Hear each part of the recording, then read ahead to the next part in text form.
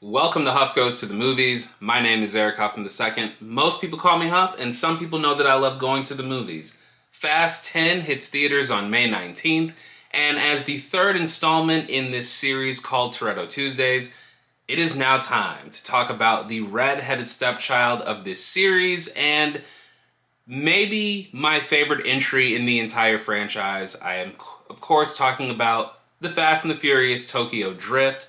I remember when this movie was coming out in 2006, and upon seeing that both Vin Diesel and Paul Walker were not coming back for this film, I think everyone sort of wrote this off as something that would have been better off going straight to DVD. But upon seeing the movie, something hit me about halfway through that instantly made this my favorite among the three that had come out up to that point.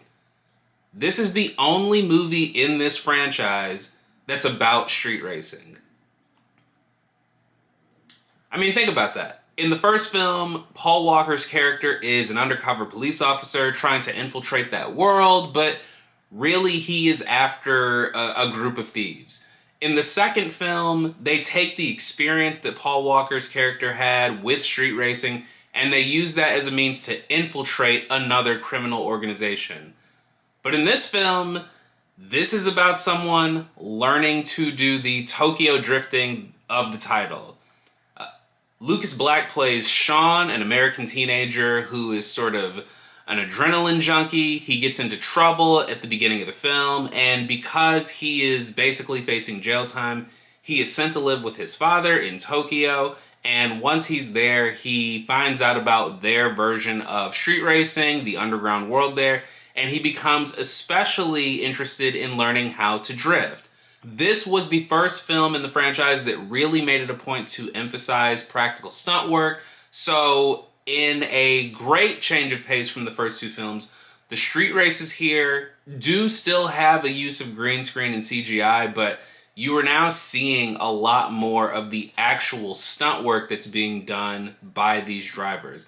And in watching some of the make-behind features for this film in order to do this review, I actually learned that all the actors had to take a drifting course before they started shooting the movie. And you can really see it in some of these scenes here. The way that they use practical locations to do the street racing, the way that you can actually see the actors in these vehicles, and just the way that the camera stays on the actual cars as they go through the various turns and obstacles of these different races. I think that the Fast and the Furious Tokyo Drift is definitely the film that really proved that if these films are going to be focused on a gimmick, per se, you might as well make the most out of it. You might as well make sure that it looks as cool as you believe it can be. With the Fast and the Furious and Too Fast, Too Furious, while I think that those films were very much limited by the budgets, by people not really knowing how well these films might play to an audience, you had to make sure that the races were a little bit over dramatized. You had to make sure that you had green screen. You couldn't really trust that you could put actors behind the wheel for a lot of those sequences. But director Justin Lin definitely took a different approach with this one, and I commend him for it. I think that it plays out so well in this film, and I love the fact that this film really does explore different aspects of the Tokyo nightlife scene. As I said in my review for Too Fast, Too Furious, I think something that that movie did even better than the first film was it leaned into its location. You really got a sense of what it must be like to be a street racer in Miami, and you really got a sense of the different locations of the Miami area. And I think that Tokyo Drift just continues to raise that bar up. We really do get a sense of what life is like in Tokyo. And I think it's great that they cast someone like Lucas Black in this leading role because he really does seem like an outsider here. And I think that it works to great effect. And when you pair him with an actor like Bow Wow, who is also a bit of an outsider, but someone who knows the scene a little bit better, I think that they have some really good chemistry here in the film. And while they may not be the strongest actors, I think that they work really well with the material they're given here. And so a lot of credit not just to Justin Lin for his approach to make the racing here more practical, to make it a bit more hands-on and more real. But writer Chris Morgan, this is the first entry in the franchise that he would work on, and I think that he really nailed the tone that these films should be aiming for. And of course, director Justin Lin and writer Chris Morgan would go on to work on the next several entries in this franchise. They both worked on the 4th film, the 5th film, the 6th film. Chris Morgan did write 7 and 8, but Justin Lin stepped away from 7 because he was already contracted to work on Star Trek Beyond. But he did come back for F9, which I don't believe Chris Morgan came back to write, but I do think something should be said for the chemistry that they had as far as crafting this world, working with these new characters, and finding a way to put them into a setting where you could believe that this is the racing scene that's taking place in Tokyo, juxtaposed with the racing scenes taking place in Miami and in Los Angeles.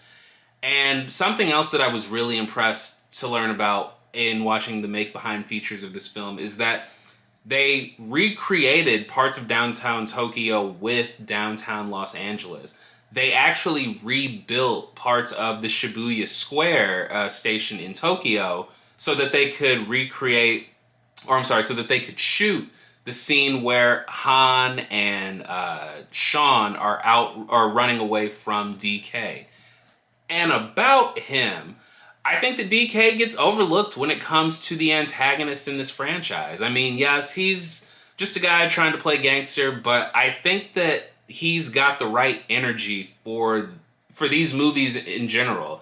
He's not someone who's a big drug lord. He's not someone who's a super spy or a superhuman, which, yes, they do eventually get those in this franchise. But I think he feels like the right kind of guy in the world of street racing. And a lot of credit to the actor that plays him, whose name escapes me right now, but I think that he did a really good job here.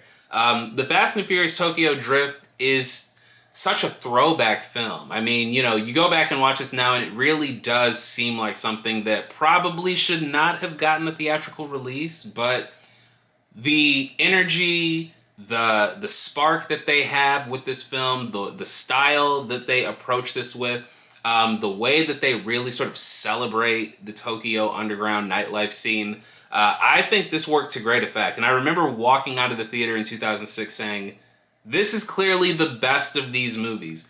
And people had already written it off because it seemed like the studio wrote it off. I mean, this really did feel like a movie that should not have gotten a big theatrical release. And to this day, it is the lowest grossing film in the series, but since we have seen sort of how this entry has sort of shaped the direction of the films that followed it, I think that while this probably won't happen, a re-release of this film might highlight the growing fan appreciation for this film. And that's something that maybe they won't do this year, but perhaps before the 11th installment of the series, which is supposed to be the last one, I think that it would be really cool for the Fast and Furious Tokyo Drift to sort of get its comeuppance. I mean, I would definitely pay to see this movie in the theaters again. And I have a copy of the Blu-ray sitting in my living room, which is just off screen. So yeah, the Fast and Furious Tokyo Drift, I think it's a really good time, and I absolutely love that Justin Lin was able to put his vision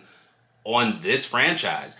I love the fact that he really sort of harkens to like indie filmmaker sensibilities. There are scenes where they're drifting through the mountains, and you just get these scenes that feel like this would not fit in the films that preceded it. But with these characters, this kind of feels just right. This is the perfect blend of sincerity and escapism that these movies should be striving for.